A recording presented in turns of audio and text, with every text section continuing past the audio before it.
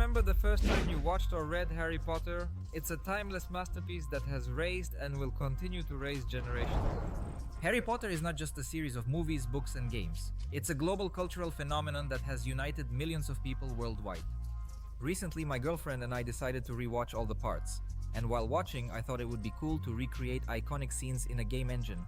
And although there are many Harry Potter games, they're all quite old. The only exception is the amazing Hogwarts Legacy. But its events take place long before the story we all know. One of my favorite scenes in the movie is the battle with the Basilisk in the Chamber of Secrets. And despite many game variations in this location, in the 2011 Deathly Hallows game, we can see the chamber in very good quality. But I was still curious how it would look today using a modern engine. Since 2024 is almost over, I don't want to limit this video's relevance to the remaining weeks. So let's imagine, what would the Harry Potter and the Chamber of Secrets game look like in 2025?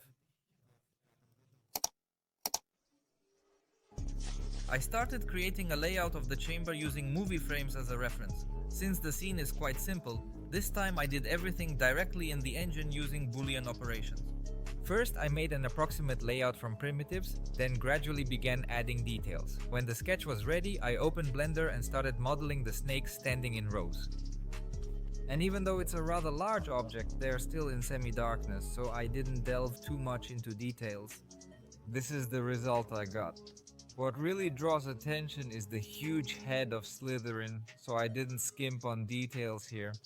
Then I started adding rock formations behind the statue, and resources from the Quixel library helped me with this. And to make them look unified and harmonious, I added a planar texture to them.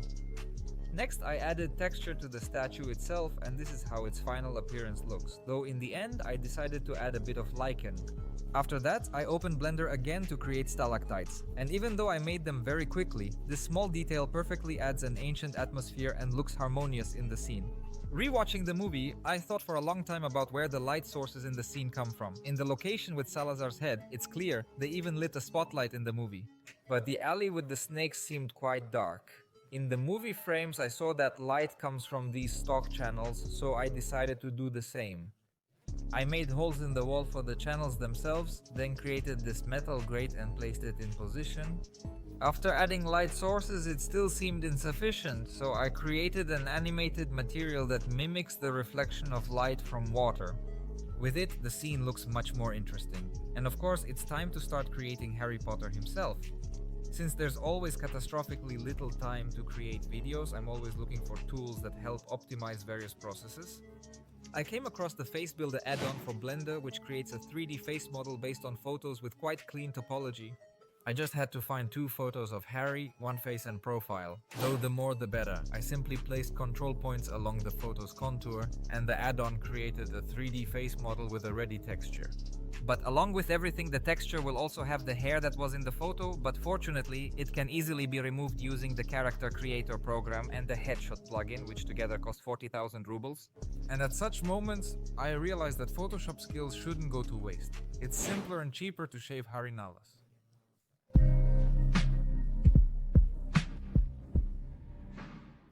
I slightly edited the photos, aligned their tone, and removed unnecessary elements. Then I repeated the whole procedure again, created the school outfit, and this is the result I got. And it so happened that in the limited time to create the video, my girlfriend and I had a small vacation planned, which we were going to take right after releasing this video, but something went wrong.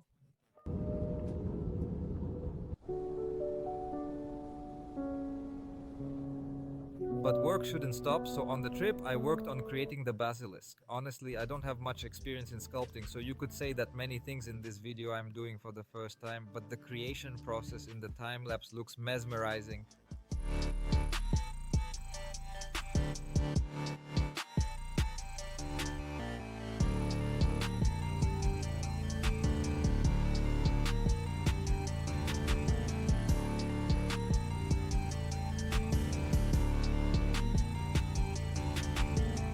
Next, I did retopology and worked on texturing. After that, I added a rig and created an animation. And this is the result I got.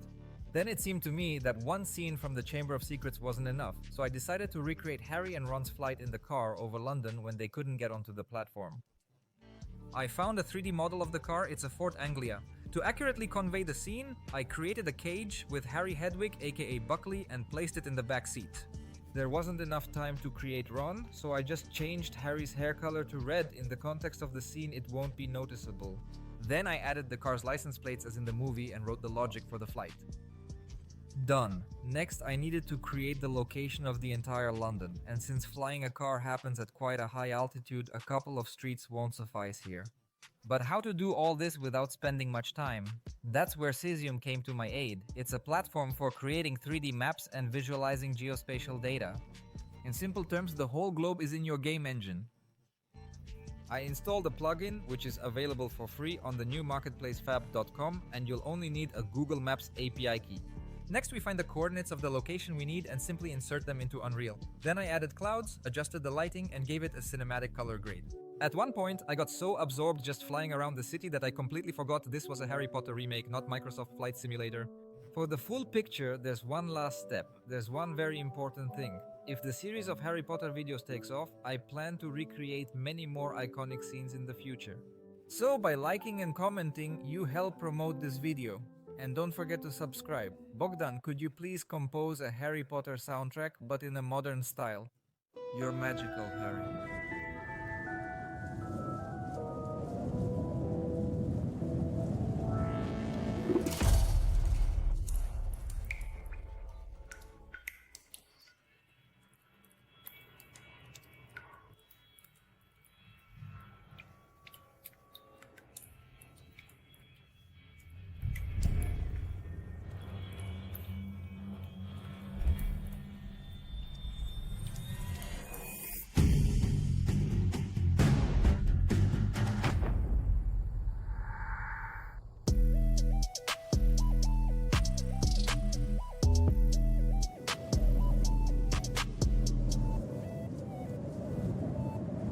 Dark and difficult times lie ahead.